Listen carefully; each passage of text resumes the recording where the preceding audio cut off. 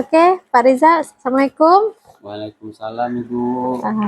Gimana kabarnya Pak? Alhamdulillah sehat Ibu. Alhamdulillah sehat ya gitu ya Pak ya. Alhamdulillah Pak. Bu. Oke, Pak. Ini saya sebelumnya mohon izin ya Pak ya. Saya ingin ini akan saya rekam kegiatan supervisi kita karena nantinya ini saya gunakan sebagai dokumentasi ataupun untuk berbagi kepada rekan-rekan yang lain seperti itu Pak. Apakah diizinkan Pak? Ya tidak masalah Bu.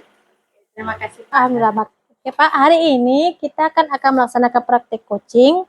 Jadi pada kesempatan kali ini Bapak akan bertindak sebagai coach dan Bu Zatul Muna sebagai coachingnya ya Pak ya. Ya. Sebelum melaksanakan praktik coaching, jadi saya akan menyampaikan rubrik penilaian percakapan praktik coaching kita kali ini. Di sini pertama rubrik mengenai alur tirta. Nah, adapun keterlaksanaan alur tirta itu mempunyai beberapa tahapan. Yang pertama yaitu tahap tujuan, identifikasi, rencana aksi, dan tanggung jawab. Oke Pak ya. Kemudian kedua mengenai kompetensi yang dimiliki oleh coach, yang mana kita ketahui ada 3 kompetensi Pak, yaitu kehadiran penuh, mendengarkan dengan aktif, serta mengajukan pertanyaan yang berbobot. Nah, di sini rubrik penilaian percakapan coaching nanti akan saya berikan beberapa pertanyaan untuk Bapak sebagai coach ya Pak ya. Adapun pertanyaan pertama yang ingin saya tanyakan, kompetensi coaching apa yang ingin Bapak kembangkan pada praktik coaching kali ini, Pak? Baik Ibu, sebelumnya terima kasih. Alhamdulillah saya mendapatkan kesempatan untuk di supervisi terkait dengan pertanyaan tadi Bu. Kompetensi coaching apa yang ingin saya kembangkan? Sesuai dengan yang Ibu bilang tadi itu kan ada 3. Iya. Tapi yang ingin saya kembangkan di sini adalah yang pertama itu pada saat saya menjadi coach nantinya, yang ingin saya kembangkan adalah kehadiran penuh. Kehadiran penuh artinya saya hadir penuh seutuhnya, hati, pikiran, dan fisik saya itu untuk pelaksanaan tersebut. Kemudian yang kedua, itu saya akan mendengarkan secara aktif. Mendengarkan, kemudian ya, karena kita mendengarkan, kemudian nanti adanya respon. Oke, Pak. Baik, untuk pertanyaan selanjutnya ya Pak ya, kompetensi mana yang secara spesifik ingin diobservasi pada praktik coaching kali ini Pak? Yang ingin diobservasi untuk kali ini itu Bu, yang kompetensi yang ingin saya kembangkan secara spesifik, yaitu mendengarkan secara aktif Bu. Artinya saya mendengarkan apa yang disampaikan oleh coach saya nanti, gitu kan.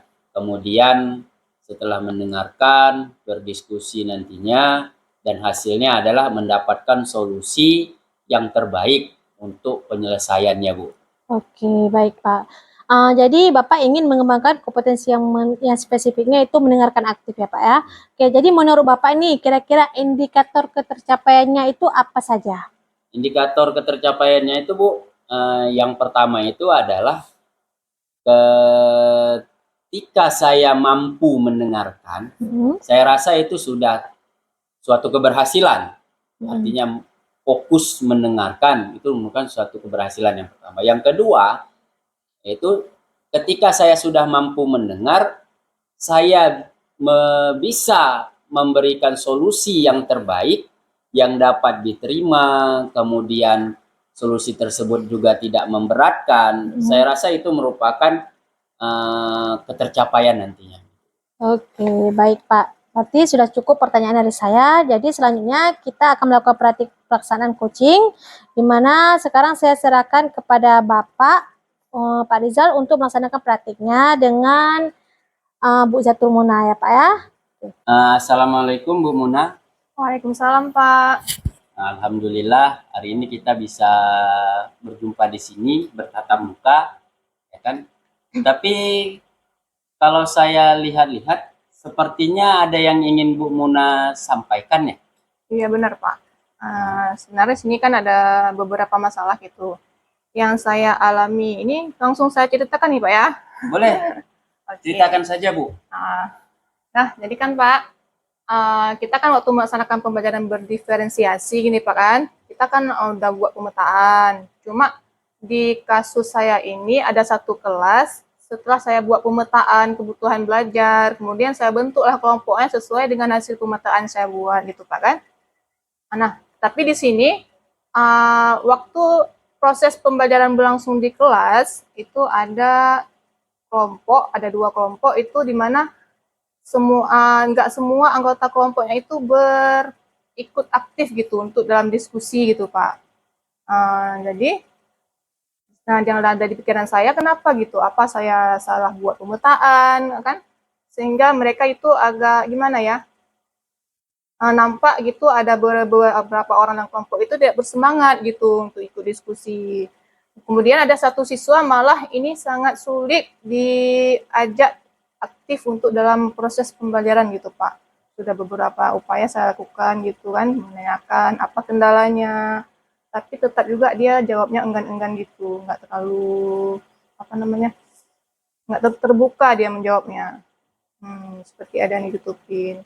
Waktu proses berjalan langsung lagi, dia tetap seperti itu, dia nggak berubah gitu. Waktu kita nasihatin, iya jawabnya, tapi waktu belajar tetap kembali kayak semula gitu Pak. Makanya pusing gitu saya mikirnya gimana gitu, apa yang harus saya buat. Ya namanya anak-anak bukan. Iya benar Jadi Pak. kemudian anak-anak itu juga karakteristiknya juga berbeda-beda kan.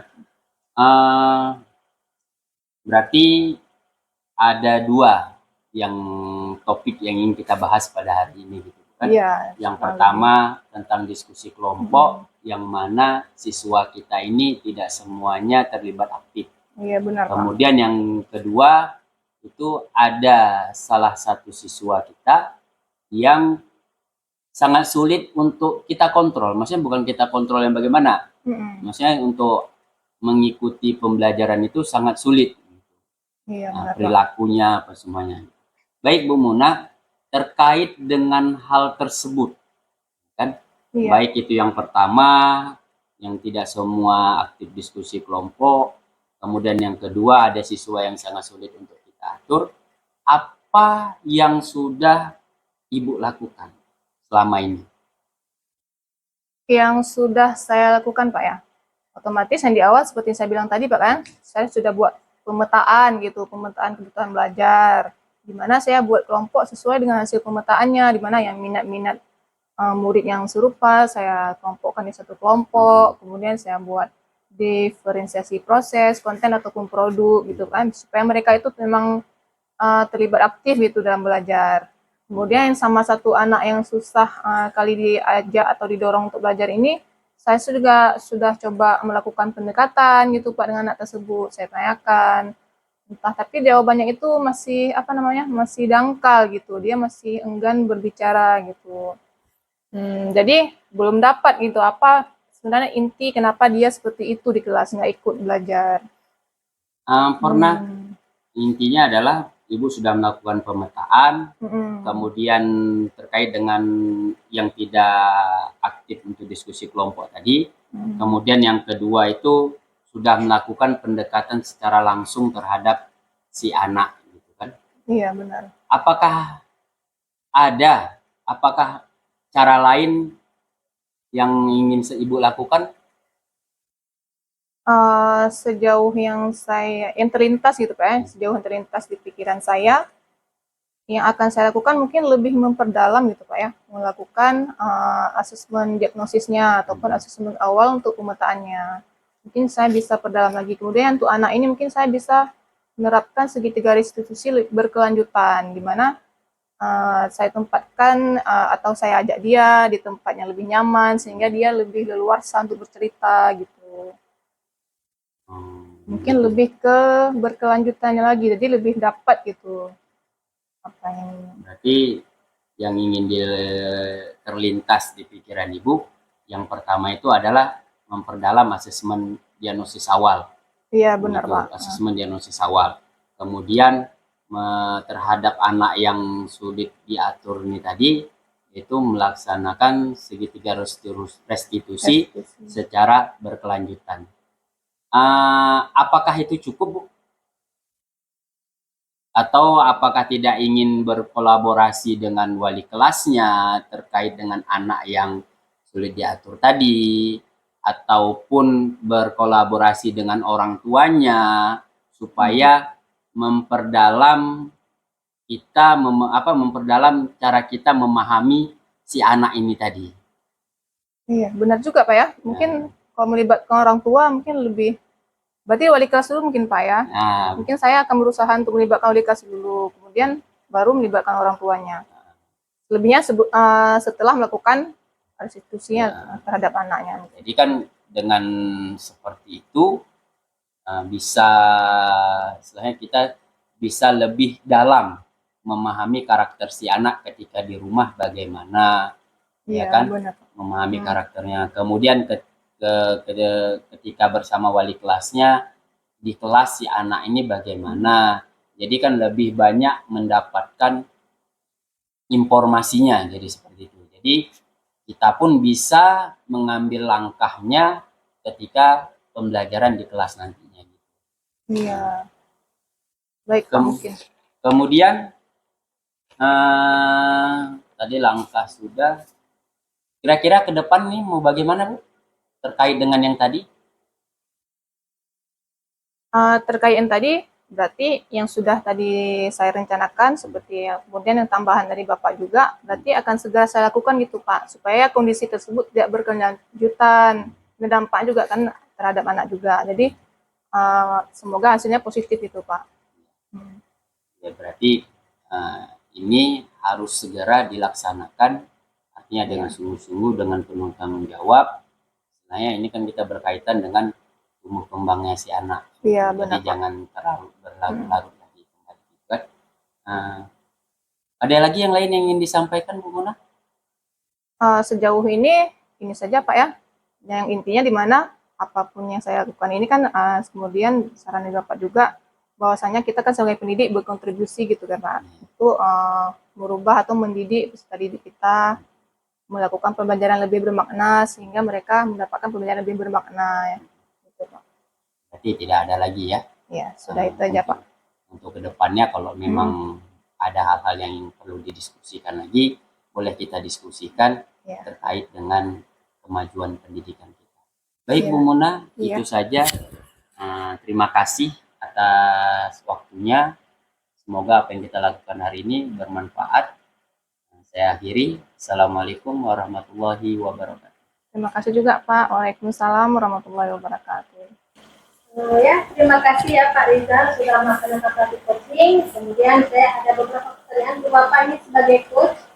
Yang pertanyaan pertama Pak, apakah saat melaksanakan coach tadi indikator tercapaian dari kompetensi mendengar aktif tadi menurut Bapak sudah tercapai belum?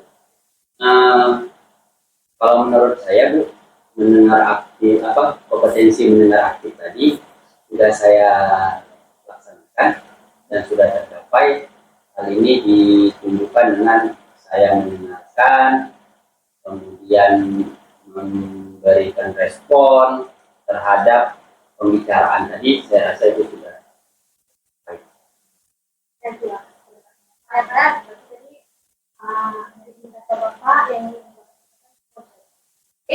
Jadi selanjutnya saya akan menyampaikan hasil observasi yang sudah saya lakukan tadi ya Pak. Menurut saya secara garis besar alur cerita dalam praktik ini sudah Bapak lakukan, sudah terlaksana semuanya, mulai dari tujuan sudah tampak dari awal, kemudian sudah disampaikan tujuannya, kemudian identifikasi juga sudah tampak dari adanya pertanyaan coach, kemudian rencana aksi juga sudah tampak. Sudah ada rencana yang akan dilakukan di depannya. Kemudian tanggung jawab juga sudah tampak tadi dari pertanyaan coach dan coaching. Juga sudah menjawab komitmennya ke depannya seperti apa. Ya, karena secara besar alur cerita sudah terlaksana dengan baik. Kemudian mengenai kompetensi dari coach yang ini secara spesifik observasi yaitu mendengarkan aktif, menurut saya juga sudah baik. Kemudian coach juga sudah mampu menjadi pendengar aktif dengan mendengarkan dengan seksama tanpa memotong pembicaraan coaching. Oke, untuk pertanyaan selanjutnya Pak, pada kompetensi apa lagi nih untuk praktik coaching selanjutnya yang ingin Bapak kembangkan ke depan? Untuk kedepannya yang ingin saya kembangkan lagi adalah ketiga-tiganya, yaitu dari mendengarkan secara aktif, dan saya juga ingin mengembangkan lagi dari sisi mindfulness-nya, kehadiran penuh, kan. Kemudian yang lebih penting lagi itu adalah menurut saya memberikan pertanyaan-pertanyaan yang berbobot, sehingga dengan pertanyaan-pertanyaan tersebut dapat menghasilkan solusi-solusi baru, ide-ide baru yang digali oleh si coach nantinya, oleh coach saya, maaf, bukan coach, oleh coach saya nantinya. Terima kasih ya Bapak ya. Kita sudah menyelesaikan praktik coaching kita hari ini. Jadi semoga kedepannya kita bisa lebih baik lagi dalam melaksanakan praktik coaching. Terima kasih Pak. Assalamualaikum warahmatullahi wabarakatuh. Waalaikumsalam warahmatullahi wabarakatuh.